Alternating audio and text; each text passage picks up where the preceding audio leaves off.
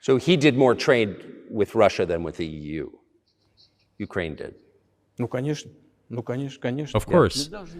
It's not even the matter of trade volume, although for the most part it is. It is the matter of cooperation ties, which the entire Ukrainian economy was based on. The cooperation ties between the enterprises were very close since the times of the Soviet Union. One enterprise there used to produce components to be assembled both in Russia and Ukraine and vice versa. They used to be very close ties. A coup d'etat was committed, although I shall not delve into details now, as I find doing it inappropriate, the US told us. Calm Yanukovych down, and we will calm the opposition. Let the situation unfold in the scenario of a political settlement. We said, all right, agreed, let's do it this way. As the Americans requested, Yanukovych did use neither the armed forces nor the police, yet the armed opposition committed a coup in Kiev. What is that supposed to mean? Who do you think you are? I wanted to ask the then US leadership. With the backing of whom? With the backing of CIA, of course. The organization you wanted to join back in the day, as I understand. We should thank God they didn't let you in. Although, it is a serious organization. I understand. My former vis-a-vis in the sense that I served in the first main directorate, Soviet Union's intelligence service. They have always been our opponents. A job is a job. Technically, they did everything right. They achieved their goal of changing the government. However, from political standpoint, it was a colossal mistake. Surely it was political leadership's miscalculation. They should have seen what it would evolve into. So, in 2008, the doors of NATO were opened for Ukraine. In 2014, there was a coup. They started persecuting those who did not accept the coup, and it was indeed a coup. They created a threat to Crimea, which we had to take under our protection. They launched a war in Donbass in 2014 with the use of aircraft and artillery against civilians. This is when it all started. There is a video of aircraft attacking Donetsk from above. They launched a large-scale military operation, then another one. When they failed, they started to prepare the next one. All this against the background of military development of this territory and opening of NATO's doors.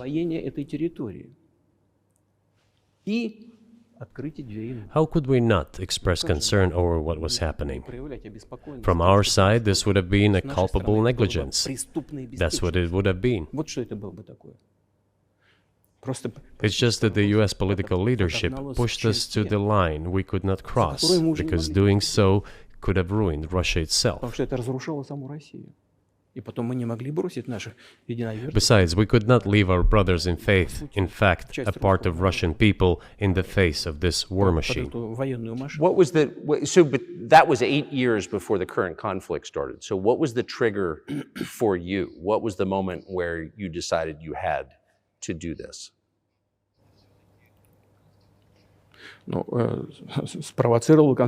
Initially, it was the coup in Ukraine that provoked the conflict.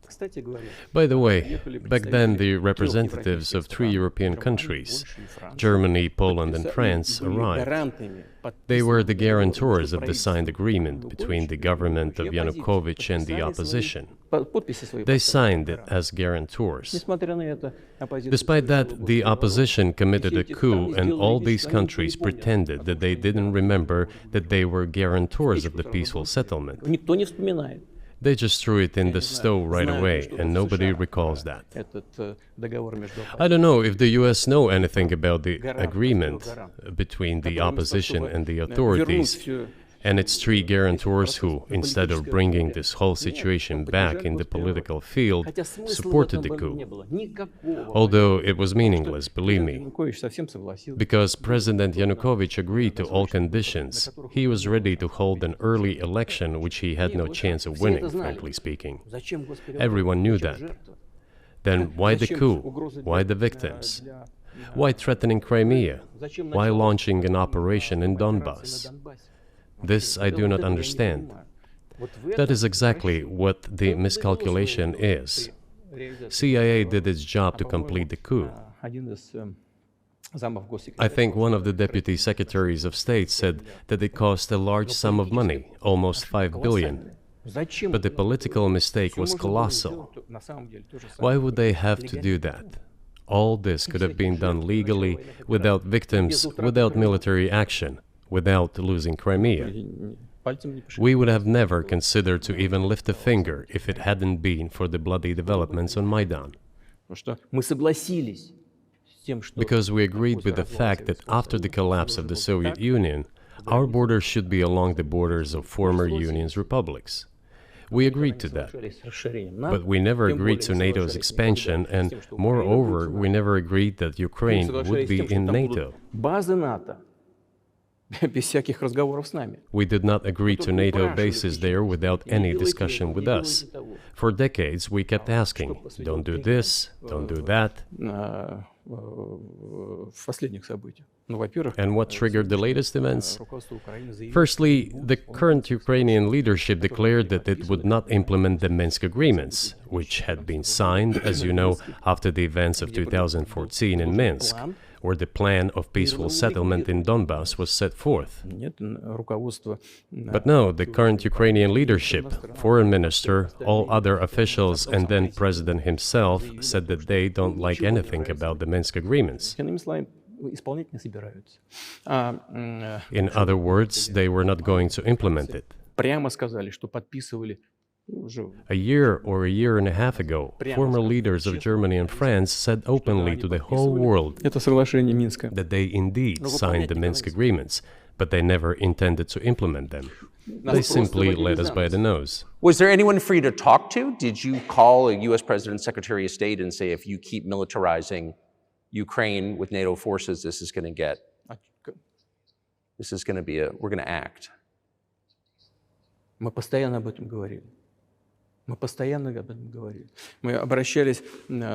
We talked about this all the time. We addressed the United States and European countries' leadership to stop these developments immediately, to implement the Minsk agreements. Frankly speaking, I didn't know how we were going to do this, but I was ready to implement them. These agreements were complicated for Ukraine. They included lots of elements of those Donbass territories' independence. That's true. However, I was absolutely confident, and I'm saying this to you now. I honestly believe that if we managed to convince the residents of Donbass, and we had to work hard to convince them to return to the Ukrainian statehood, then gradually the wounds would start to heal. When this part of territory reintegrated itself into common social environment, when the pensions and social benefits were paid again, all the pieces would gradually fall into place. No, nobody wanted that. Everybody wanted to resolve the issue by military force only. But we could not let that happen. And the situation got to the point when the Ukrainian side announced, no, we will not do anything. They also started preparing for military action. It was they who started the war in 2014. Our goal is to stop this war. And we did not start this war in 2022. This is an attempt to stop it. Do you think you've stopped it now? I mean, have you achieved your aims? No, we haven't achieved our aims yet, because one of them is denazification. This means the prohibition of all kinds of neo-Nazi movements. This is one of the problems that we discussed during the negotiation process, which ended in Istanbul early this year.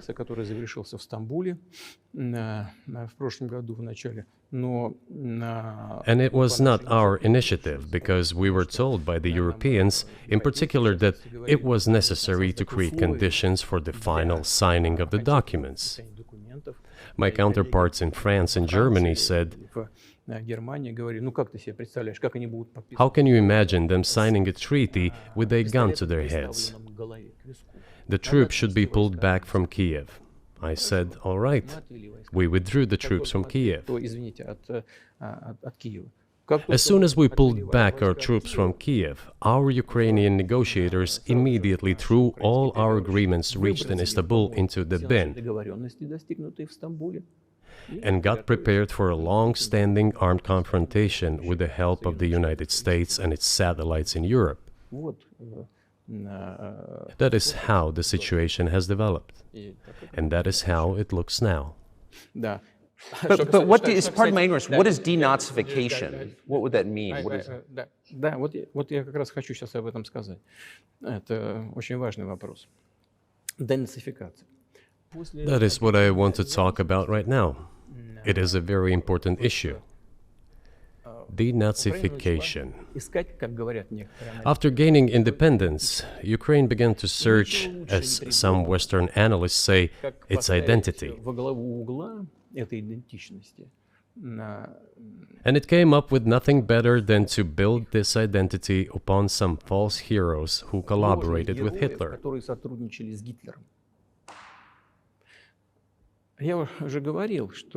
I have already said that in the early 19th century, when the theorists of independence and sovereignty of Ukraine appeared, they assumed that an independent Ukraine should have very good relations with Russia. But due to the historical development, those territories were part of the Polish-Lithuanian Commonwealth, Poland, where Ukrainians were persecuted and treated quite brutally as well as were subject to cruel behavior. There were also attempts to destroy their identity. All this remained in the memory of the people. When World War II broke out, part of this extremely nationalist elite collaborated with Hitler, believing that he would bring them freedom. The German troops, even the SS troops, made Hitler's collaborators do the dirtiest work of exterminating the Polish and Jewish population. Hence this brutal massacre of the Polish and Jewish population, as well as the Russian population too.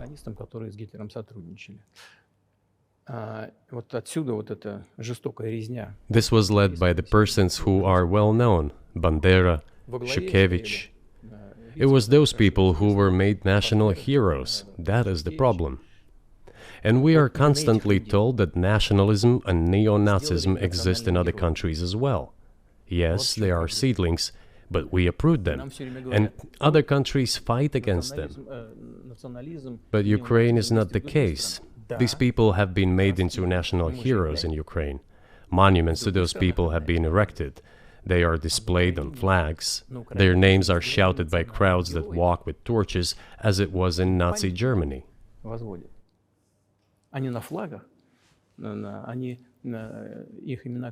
These were people who exterminated Poles, Jews, and Russians.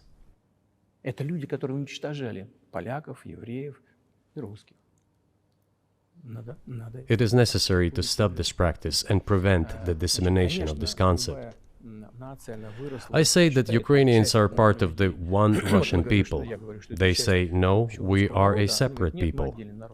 Okay, fine. If they consider themselves a separate people, they have the right to do so, but not on the basis of Nazism, the Nazi ideology. Would you be satisfied with the territory that you have now? Нет, закончим. Вы же задали вопрос по неонацизму и денацификации. I will finish answering the question. You just asked a question about neo-Nazism and denazification. Look, the president of Ukraine visited Canada. The story is well known, but being silenced in the Western countries.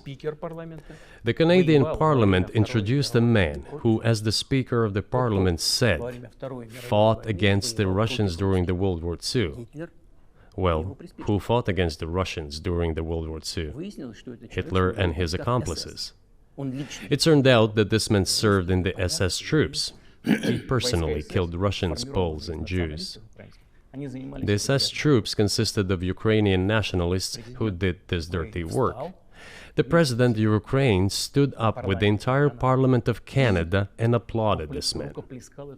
How can this be imagined? The president of Ukraine himself, by the way, is a Jew by nationality. Really, my question is, what do you do about it? I mean, Hitler's been dead for 80 years. Nazi Germany no longer exists. And so, true. And so I think what you're saying is you want to extinguish or at least control Ukrainian nationalism. But how? How do you do that? This question appears to be subtle. It is quite pesky. You say Hitler has been dead for so many years, 80 years. But his example lives on. People who exterminated Jews, Russians, and Poles are alive. And the president, the current president of today's Ukraine, applauds him in the Canadian Parliament, gives a standing ovation. Can we say that we have completely uprooted this ideology if what we see is happening today? That is what denazification is in our understanding. We have to get rid of those people who maintain this concept and support this practice and try to preserve it. That is what denazification is. That is what we mean. Right. My question was a little more specific. It was, of course, not a defense of Nazis, neo or otherwise. It was a practical question. You don't control the entire country. You don't control Kiev. You don't seem like you want to. So how do you eliminate a culture or an ideology or feelings or a view of history in a country that you don't control? What do you do about that? А вы знаете, как вам не покажется странным, в ходе переговоров в Стамбуле... You know, as strange as it may seem to you, during the negotiations in Istanbul, we did agree that we have it all in writing. Neo-Nazism would not be cultivated in Ukraine, including that it would be prohibited at the legislative level. Mr. Carlson, we agreed on that. This, it turns out, can be done during the negotiation process. And there's nothing humiliating for Ukraine as a modern civilized state. Is any state allowed to promote Nazism? It is not, is it? That is it. Will there be talks, and why haven't there been talks about resolving the conflict in Ukraine, peace talks? Они дошли до очень высокой стадии согласования позиций, сложно. They have been. They reached a very high stage of coordination of positions in a complex process, but still they were almost finalized. But after we withdrew our troops from Kiev, as I have already said, the other side threw away all these agreements and obeyed the instructions of Western countries, European countries, and the United States to fight Russia to the bitter end. Moreover, the president of Ukraine has legislated a ban on negotiating with Russia. He signed a decree forbidding everyone to negotiate with Russia. But how are we going to negotiate if he forbade himself and everyone to do this? We know that he is putting forward some ideas about this settlement, but in order to agree on something, we need to have a dialogue. Is that not right? Well, but you wouldn't be speaking to the Ukrainian president, you'd be speaking to the American president. When was the last time you spoke to Joe Biden? I cannot remember when I talked to him. I do not remember. We can look it up. You don't remember? No. Why? Do I have to remember everything? I have my own things to do. We have domestic political affairs. Well, he's funding the war that you're fighting, so I would think that would be memorable. Well, yes, he funds, but I talked to him before the special military operation, of course. And I said to him then, by the way, I will not go into details, I never do, but I said to him then, I believe that you are making a huge mistake of historic proportions by supporting everything that is happening there, in Ukraine, by pushing Russia away. I told him repeatedly, by the way. I think that would be correct if I stop here. What did he say? Ask him, please. It is easier for you. You are a citizen of the United States. Go and ask him. It is not appropriate for me to comment on our conversation. But you haven't spoken to him since before February of 2022? Нет, мы не разговаривали. Но у нас есть. No, we haven't spoken. Кстати говоря, вот Certain contacts are being maintained, though. Speaking of which, про мое предложение. do you remember what I told you about my proposal to work together on a missile defense system? Yes. Да. Вот можно спросить у всех. Они же You can все ask all of живы, them. здоровы. All of them are safe and sound, thank God. Бывший президент. The former president, Condoleezza, is safe and sound, and I think Mr. Gates and the current director of the intelligence agency, Mr. Burns, the then ambassador to Russia, in my opinion, are very Yes. successful ambassador. Они все свидетели этих разговоров. They were all witnesses to these conversations. То же самое, Ask если them. вам интересно, что ответил. Same here. If you are interested in what Mr. President Biden responded to me, ask him. At any rate, I talked to him about it. I'm definitely interested, but from the outside, it seems like this could devolve or evolve into something that brings the entire world into conflict and could initiate a nuclear launch. And so why don't you just call Biden and say, let's work this out? А что решить? Все очень... What's there to work out? It's very simple. I repeat, Есть контакты по линии там различных. we have contacts through various agencies. Я вам скажу, что мы говорим на эту тему. I will tell you what we are saying on this matter and what we are conveying to the US leadership.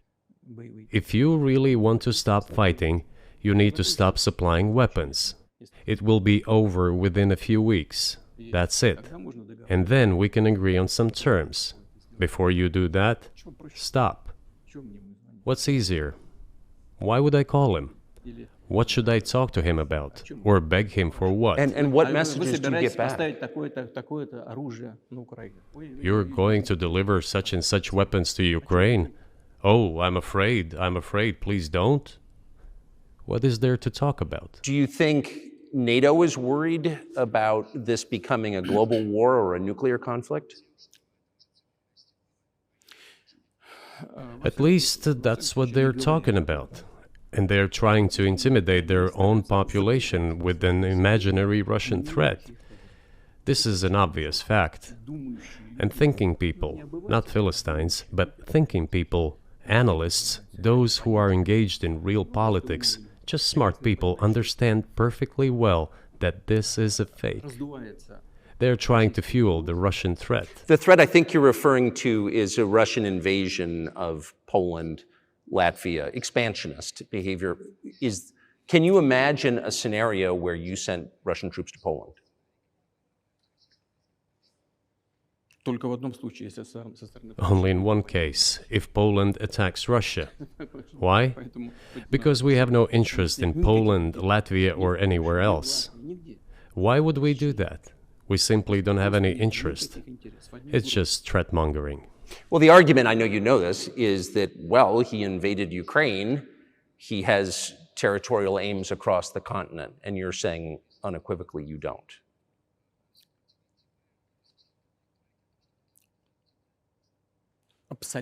Это абсолютно исключено. It is absolutely out of the Не question. быть никаким аналитиком. You just don't have to be any kind of analyst. It goes against common sense to get involved in some kind of a global war. Глобальная война поставить на грань. And a global war will bring all humanity to the brink of destruction. It's obvious. Вот. И есть, конечно, средства. There are certainly means of deterrence. They have been scaring everyone with us all along. Tomorrow Russia will use tactical nuclear weapons. Tomorrow Russia will use that. Страшно No, the day after tomorrow. So what? выбить из налогоплательщиков In order to США extort additional money from US taxpayers and European taxpayers in the confrontation with Russia in the Ukrainian theater of war.